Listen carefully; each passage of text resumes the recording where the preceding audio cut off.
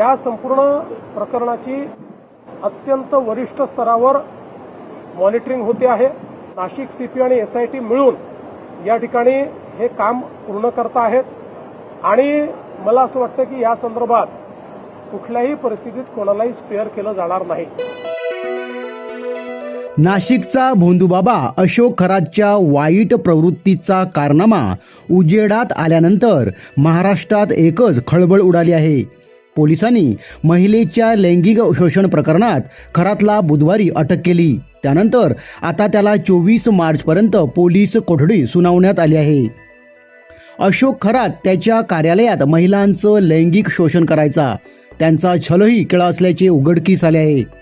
पोलिसांनी या संदर्भातले 58 व्हिडिओ हस्तगत केले असून अनेक नव्या प्रकरणांचा खुलासा आता होणार आहे।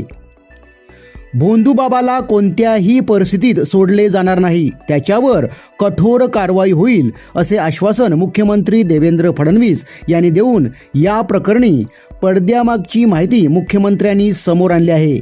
पाहूया।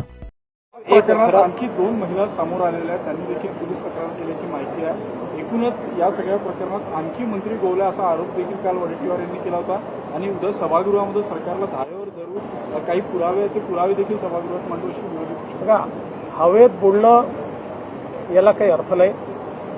खरात यांचं प्रकरण अत्यंत गंभीर आहे।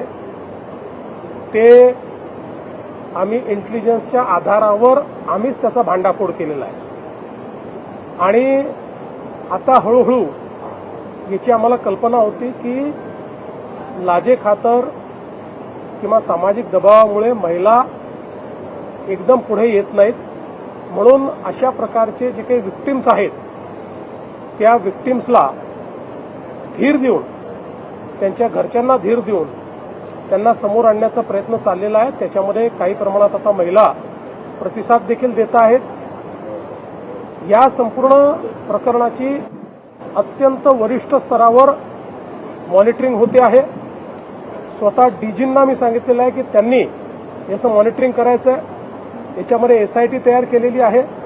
नाशिक सीपी आणि एसआयटी मिळून या ठिकाणी हे काम पूर्ण करत आहेत आणि मला असं वाटतं की या संदर्भात कुठल्याही परिस्थितीत कोणालाही स्पेअर केलं जाणार नाही।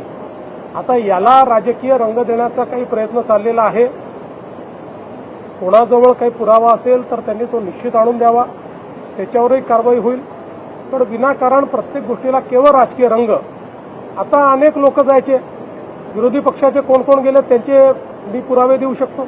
माझ्याकडे सर्वात जास्त तर माझ्याकडे पुरावे आहेत याचे, पण ते पोलिसांकडे आहेत, ते पोलिसांचं काम आहे, ते माझं काम नाही आहे। त्यांना खरातांना भेटणाऱ्यांपैकी कोणाचं इन्व्हॉल्वमेंट असेल तर कारवाई होईल, पण कोणी भेटलंय अशा याच्यावर जर कारवाई आपण करायला लागलो तर मला असं वाटतं की मग तुम्हाला माहिती आहे की कोण कोण काय काय कसं कसं करायचं। आता कालच तुम्ही देखील त्यांना आउट ऑफ टर्न पाणी कोणी दिलं, कसं दिलं, 40 किलोमीटर पाण्याची लाईन कशी दिली, हे सगळं तुम्ही काल दाखवलेलं आहे। त्याच्यामुळे मला असं वाटतं की याच्यामध्ये राजकारण करू नये, हा महिलांच्या डिग्निटीचा प्रश्न आहे। अशा प्रकारे आपल्या तथाकथित शक्तींचा उपयोग करून महिलांना भरीस पाडणं यापेक्षा वाईट गुन्हा असू शकत नाही। काही झालं तरी त्यांना त्याची शिक्षाही भोगावीच लागेल।